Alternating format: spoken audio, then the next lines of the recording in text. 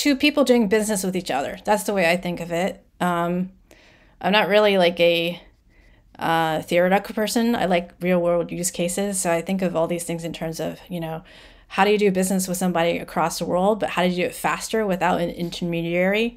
And that's one way to do it. But, the Lightning Network also needs like other people to route payments through. So for example, let's say I'm here, in the US and you are over in Europe. And then there's a way to get there. Maybe someone else has another Lightning node in between that can route payments. So that's how the network is sort of set up. Okay. That makes sense. So Lightning is obviously faster, so it's better for sort of like um, instant transactions, basically, like for like basic commerce. So if you the classic example, right, like the Bitcoin cafe kind of thing. You want to pay for a coffee, or I guess you wanna know that that you've received the money. When you've given up the goods, you want that to be instant, right? You don't want someone to walk away and then have to wait for it to settle. Um, so you want to know that money's in your account as soon as the person's taken received the goods from you. So Yeah. that makes sense for the sort of like business case.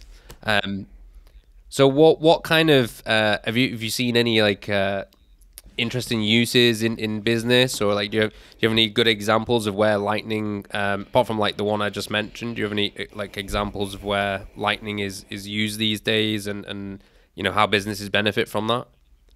Sure. Uh, there are a lot of them. They're growing. The network is growing as well. There are circular economies. For example, in South Africa, there's Bitcoin Ikazi, which is effectively allowing people in their organizations to earn money through Lightning, and then they can also pay for goods and services using Lightning. And one of the biggest adopters of it is the Pick and Pay shopping. It's like a big grocery store, basically, and people can now go there and spend their Lightning to buy anything in the grocery store. So I think in terms of like generally, you know, as a cryptocurrency internationally, Bitcoin's the most visible name. It's the widest, people are most aware of it. And Lightning provides the faster settlement for smaller payments. So, if you want to do something that's a micro payment or something that's very small in terms of value, Lightning is a very effective way of doing it, because you can do like maybe 100 sats. You could do one sat. You could do like $5 worth of Lightning, and you can send it anywhere in the world. And that's fantastic because of the fact that, I can't think of how to do that with wire transfers internationally. Like, let's say I'm here in the United States and I want to send a transaction to South Africa, or if I want to send a transaction to, say, Vietnam, for someone to do some sort of artwork on Fiverr, right now, you would actually have to have a bank account, and they would have to be hooked up or through some other payment provider like PayPal for a very small transaction. And let's say it's like a $5 job or a $10 job. And it's, cost prohibitive because they have to actually have the cost of setting up an account, and not necessarily everyone in developing countries have a bank account.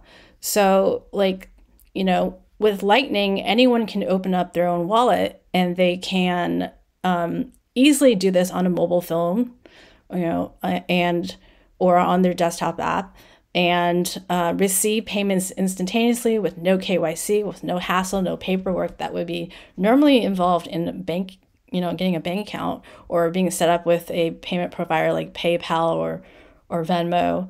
And, the transaction cost drops to almost nothing comparatively, and the settlement's instantaneous.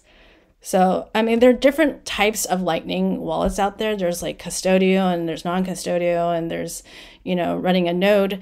I think running a node is still fairly technical for most people at this point, but it's getting easier and easier. Like every year that people work on Lightning, things are getting more usable and they're getting easier to use.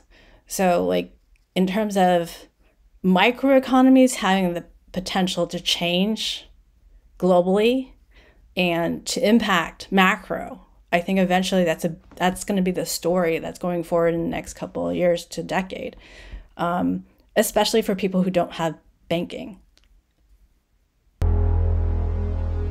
Unchecked governments have eradicated privacy and truth.